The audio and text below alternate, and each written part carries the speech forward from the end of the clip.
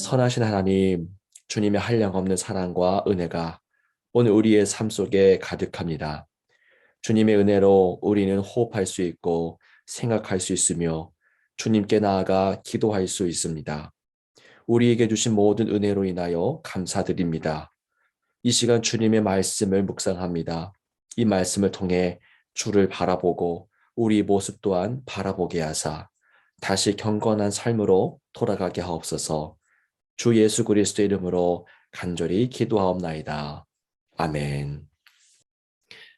하나님의 말씀 구약성경 사사기 14장 1절에서 20절까지의 말씀입니다. 아멘. 오늘도 하나님의 살아계신 이 말씀을 통해서 우리의 삶을 되돌아보고 또 주님께 나아가는 시간 되기를 소망합니다.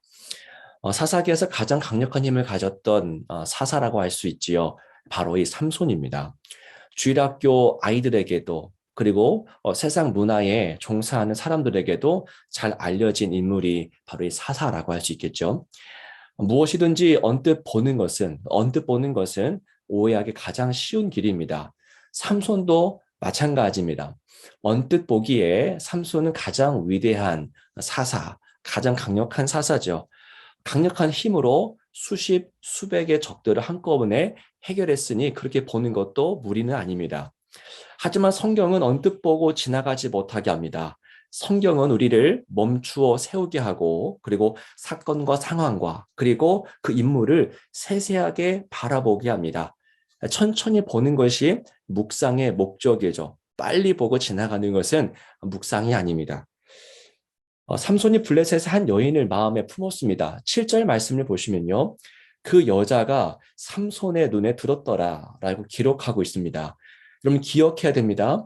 삼손의 눈에 들어왔던 여인이 어디 사람입니까? 바로 블레셋 사람입니다. 여러분 이게 왜 중요합니까? 자, 삼손의 부모에게 하나님의 사자가 나타나서 수태고지를 했지요. 지난 본문이었는데요. 13장 5절 말씀 제가 한번 읽어드리겠습니다. 보라, 내가 임신하여 아들을 낳으리니 그의 머리 위에 삭도를 대지 말라.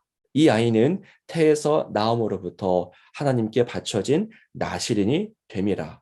그가 블레셋 사람의 손에서 이스라엘을 구원하기 시작하리라 하시니.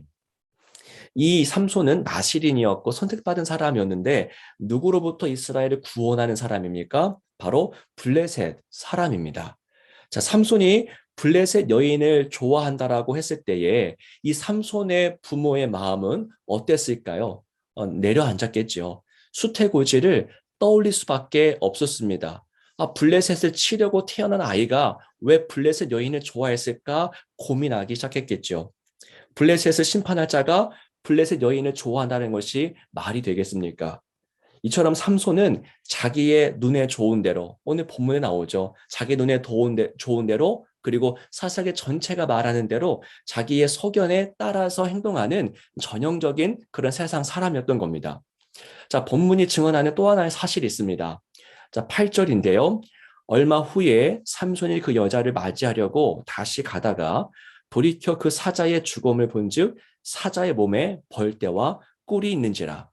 예, 사자를 길을 가다가 만났고요. 그 사자를 삼손이 찢어 죽였습니다. 그 이후에 그 죽음 속에 꿀이 있는 것을 발견했죠. 이 삼손은 그 사자 죽음을 건드렸고 그 속에 있는 꿀을 꺼내서 먹었고 그 부모에게도 건네주었습니다. 자, 선악과 사건 때와 흐름이 비슷하죠. 자기도 먹고 부모에게도 건네줍니다.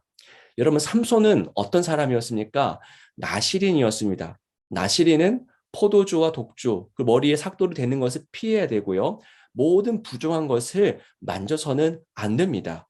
그런데 이 삼손은 이 사자의 주검을 만짐으로써 이 규정을 어기고 말았던 것입니다. 순간의 호기심과 배고픔을 극복하지 못하는 그 미성숙한 사람이 바로 삼손이었던 것을 본문이 말하고 있습니다. 이게 바로 삼손이라고 하는 사람에 대해서 오늘 본문 전체가 증언하는 내용입니다. 그는 보기에 좋은 대로 살았고 먹고 싶은 대로 살았습니다. 성욕과 식욕과 그리고 분노를 다스리지 못하는 어리숙한 사람입니다. 그게 삼손이었습니다. 자, 그런데 우리에게 고민이 되는 게 무엇입니까? 하나님이 그를 사용하십니다. 자, 이게 성경을 읽고 묵상하는 우리에게 너무나 큰 혼돈이 됩니다. 여러분 19절 말씀을 보십시오. 여호와의 영이 삼손에게 갑자기 임하시매 삼손이 아스글론에 내려가서 그곳 사람 30명을 쳐 죽이고 도략하여 수수께끼 푼 자들에게 옷을 주고 심히 노하여 그의 아버지 집으로 올라갔고, 여기서도 누구를 쳐 죽이고 노략을 하고 그리고 분노했고 돌아갔다라는 이야기가 나옵니다. 근데 그 처음 부분이 무엇입니까? 여호와의 영이 삼손에게 임했다라는 거예요. 이런 사람에게 하나님이 자기 영을 부어주시고 그리고 이 사역을 감당하게 했다라는 겁니다. 여러분, 우리는 질문할 수밖에 없습니다. 그 질문해야 됩니다. 왜 하나님은 이처럼 결점 많은 사람을 사용하시는 걸까요? 왜 이런 사람에게 영을 부어주시는 것일까요? 왜 하나님은 그 당시에 선하고 믿음 좋고 경건한 사람, 순종적인 사람을 통해서 일하지 않으시는 걸까요? 우리의 상식으로는 이해가 되지 않습니다.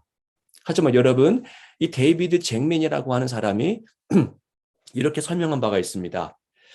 우리가 하나님을 꽁꽁 묶어 놓았다거나 하나님이 언제 어떻게 역사하실지 우리가 다 안다고 절대로 상상하지 말라. 이렇게 말해요. 하나님 일하시는 그런 패턴을 우리가 다 안다고 여기지 말라는 거예요. 이어서 또 말합니다. 하나님은 할 수 없어 혹은 하시지 않을 거야 라고 말했다가는 우리의 오판에 깜짝 놀라게 될 것이다. 이게 이 사사기 본문이 주는 메시지입니다. 우리는 하나님은 믿음 좋은 사람만, 선한 사람만 사용하실 거야 라고 하는 상식을 갖고 있지만 하나님은 보란 듯이 그 모든 상상을 깨뜨리고 일하십니다. 그래서 팀 켈러는 이렇게 말합니다. 이러한 우리의 상식들은요, 하나님을 상자 안에 가두는 것이다. 상자 안에 가두는 것이다.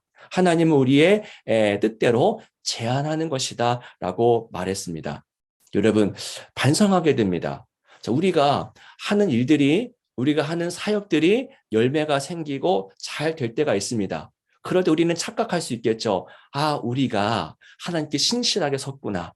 내가 순종했더니 이런 일이 벌어졌구나. 그런데 오늘 본문의 말씀 무엇입니까? 하나님은 전혀 그렇지 않은 사람을 통해서도 얼마든지 열매를 맺게 할 수 있다는 것입니다. 교만해하거나 자만해하자라는 게 아닙니다. 일이 잘 되고 열매가 있다 할지라도 그것이 나 때문이 아니라, 나의 어떠한 때문이 아니라 오직 하나님의 섭리 때문이라는 것을 알라는 것입니다. 하나님은 삼손을 통해서도 블레셋에서부터 구원을 일으키신 분입니다. 겸손해야 되겠죠. 하나님을 제한해서는 안 되고 하나님은 우리 생각의 틀 속에 상자 안에 가둬서도 안 되겠습니다. 하나님의 그 섭리와 일하심, 하나님은 우리의 생각 속에 가두지 않고 하나님 일하심을 온전히 찬양하며 나가는 저와 여러분이 되시기를 주님의 이름으로 축원합니다. 기도하겠습니다. 살아계신 주님, 하나님은 일하시는 하나님이십니다. 그런데 우리가 그 일하시는 하나님의 성품과 섭리를 다 이해하지 못합니다. 우리가 상상하지 못한, 우리 예기치 못한 상황 속에서도 하나님은 일하십니다. 그리고 우리가 이곳에서는 일을 하셔야 됩니다라고 말하는 곳에서 하나님은 때론 일하지 않기도 하십니다. 우리의 생각대로 하나님을 판단하지 않게 하시고, 그래서 항상 주님만을 경배하며 겸손하게 나아가는 우리 공동체가 될 수 있도록 인도하여 주옵소서. 이 말씀 붙잡고 오늘도 승리하게 하시고, 오늘의 만나, 오늘의 은혜가 필요한 그 모든 자들에게 하늘 문을 여시고 주님의 은혜로 충만하게 하여 주옵소서. 주 예수 그리스도의 이름으로 간절히 기도하옵나이다. 아멘.